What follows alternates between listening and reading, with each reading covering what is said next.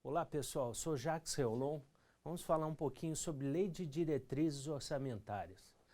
Tem nos chamado a atenção que as últimas edições das Leis de Diretrizes Orçamentárias, principalmente da União, contêm uma série de dispositivos que não deveriam ser tratados nessa norma.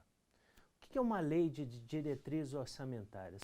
É uma norma ordinária, fixa metas, prioridades do governo para o próximo exercício e dispõe de diretrizes para a elaboração da lei orçamentária anual.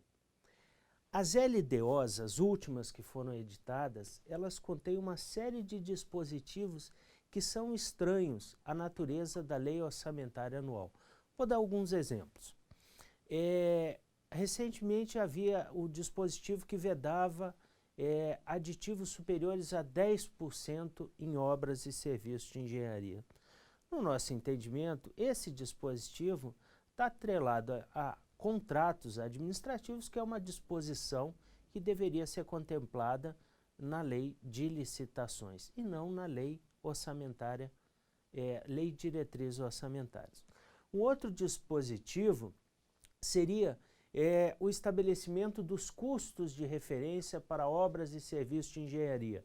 Por exemplo, até 2001, 2002 se previa o CUB como custo de referência das obras e serviços. Depois passou-se a adotar o SINAP e esse dispositivo geralmente vinha com uma previsão na lei de diretrizes orçamentárias. Então, nosso entendimento era um dispositivo estranho à natureza da norma. Outras questões, por exemplo, como é uma norma temporária, ela tem uma vigência definida no tempo, não é uma vigência permanente, é apenas para aquele exercício a que ela se refere.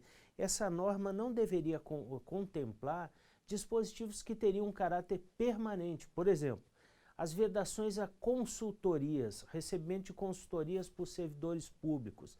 Essa vedação já é uma vedação antiga e isso começou com os tribunais de contas que verificavam, tribunais de contas mais o da União e vários outros do Brasil, que verificavam que vários servidores se ocupavam de consultorias em detrimento do exercício das atribuições do próprio cargo.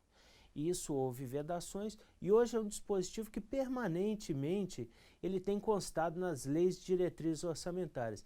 Então o entendimento seria basicamente o seguinte: olha, se o dispositivo ele possui um caráter permanente e ele está relacionado a outra norma, ele deveria constar nessa norma. Então, por exemplo, a vedação à consultoria deveria constar no Estatuto Jurídico dos Servidores Públicos. Um outro exemplo é a Lei de Diretrizes Orçamentárias da União, a última, ela prevê que o repasse de recursos a entidades privadas será vedado no caso de existir deficiência na prestação de contas anterior.